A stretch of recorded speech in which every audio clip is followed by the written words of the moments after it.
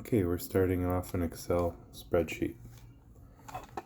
So here you see the 1, that's the row. A, B, C, D, those are columns. We'll start off in cell A1.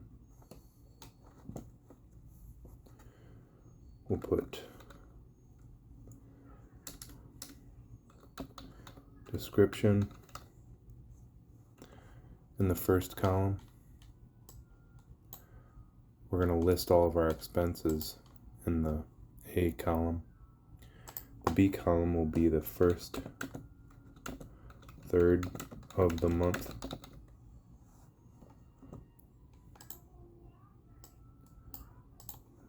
The C column will be the second third,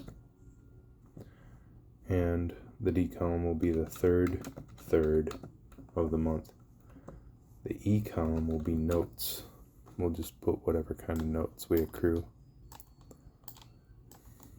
Spread those out. Alright, so the first cell, what kind of expense can you think of? And we want to think of needs, not wants. So all of our needs, we'll list mortgage, first thing that comes to mind, or rent, utilities, food expenses, gasoline / vehicle expenses, oil changes, car repairs, things like that. What else comes to mind? Well, let's start off with these main things first, and then we'll see what else comes to mind. So the mortgage, let's see, what's rent nowadays? I don't know, I'll put $1,500, and generally it's at the first of the month. So what I'll do is just highlight those 3 columns and right click, format cells, and we'll just do currency. That'll make everything entered within those cells into $signs. So you have to know who it is you do business with on a daily basis. Typically, Arizona Water comes out, we'll put $60 a month between the 1st and 15th. APS, we'll put $300 a month. Southwest Gas, $100 a month. So that all adds up. And if I highlight all 3 of those things there, it comes up with the sum on the bottom.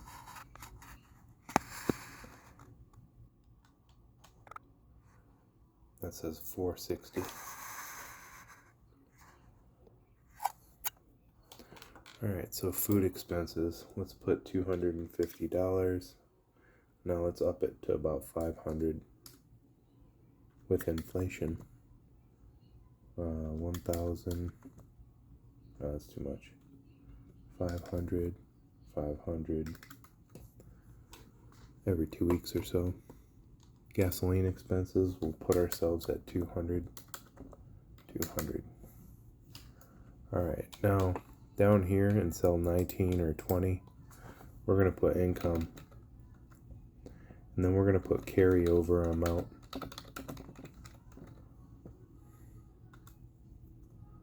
And then difference.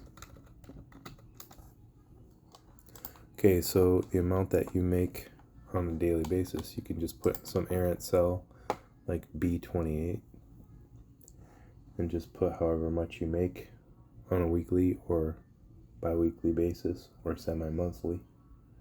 Just put $2,000 just for the sake of it.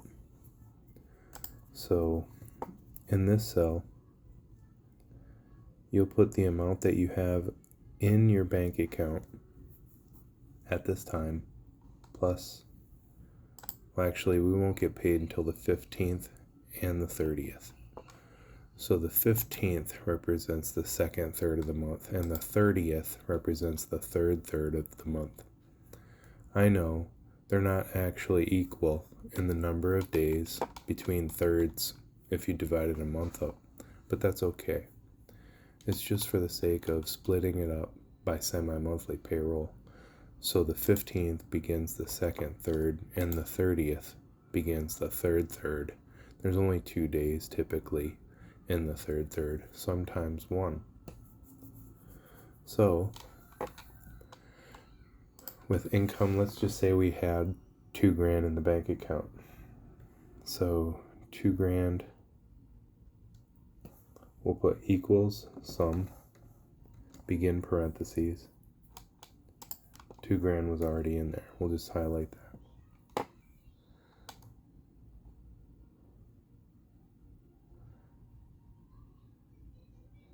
So here we'll put total expenses.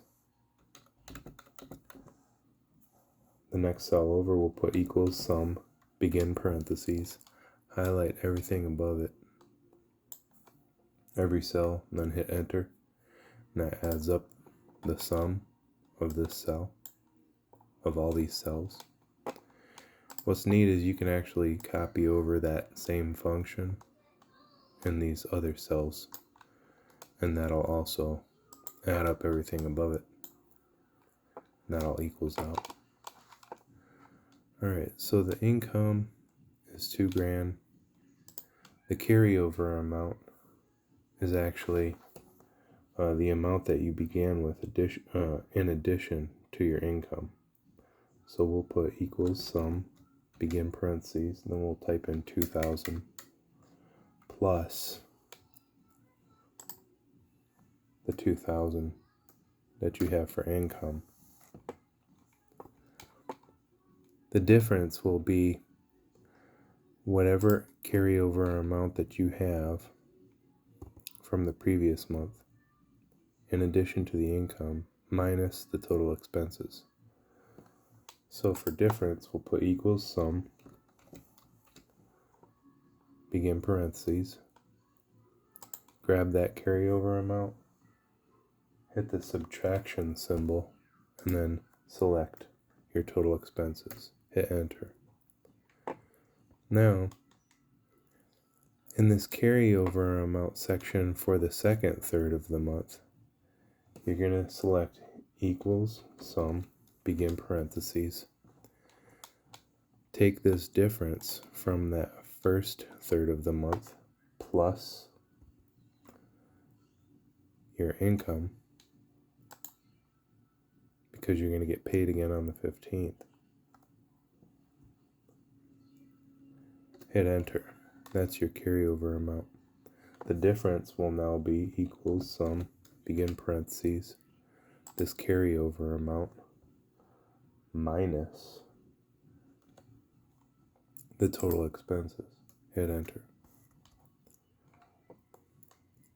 Do the same thing for the third equals sum, begin parentheses, grab that difference plus your income, hit enter. Now, subtracting the difference, equals sum, begin parentheses, grab that carryover minus the expenses, hit enter. In this final cell, you can highlight it red just to bring it to your attention. It's not to mean that it's in the negative or anything, it's just to highlight it so that it brings it to your attention. Now, what we'll do is go just above the 1 and to the left of the A. Select that and that'll highlight everything. Hit Control C at the same time. Go into the next worksheet, hit Control V, build another worksheet, Control V. You're just copying over the very same thing from sheet 1 into memory and then pasting it twice over. Now what we'll do is go into sheet 2, go to carryover amount. Instead, what you want to do is highlight all of that up to the begin parentheses. Now go into sheet 1, select that red number, hit enter. And that's what the real carryover amount is from the previous month. And then as a result, everything changes in these other cells. And now we'll do that again in sheet 3. I'll do it again slowly. Go to the carryover amount, highlight everything, backspace, get rid of it, up to the begin parentheses. Now go down into the previous worksheet, sheet 2 in this case, select the final sum from the month. In this case it's 3,880, and select enter. And what that does is it links those sheets together. Now everything was added or subtracted. These worksheets are all linked together. Focus on this figure at the end of the month now, $3,820. Now if we went to the first worksheet and put in an extra expense, let's just say it cost $220 for gas. Now remember that last sum we had on sheet 3 was 3,820. Well, all the sheets reacted, and it now says 3,800.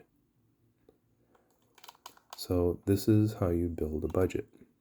Go back to sheet 1. You can actually rename these sheets. We'll put April 2023.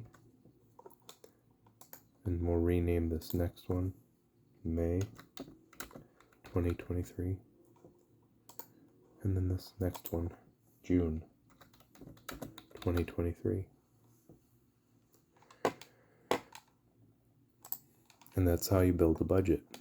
You can reserve all of this other space for additional expenses that you might have, but that's pretty much how you build a budget in Excel. And this particular version I've showed you was only 12.5 minutes. Thanks for watching.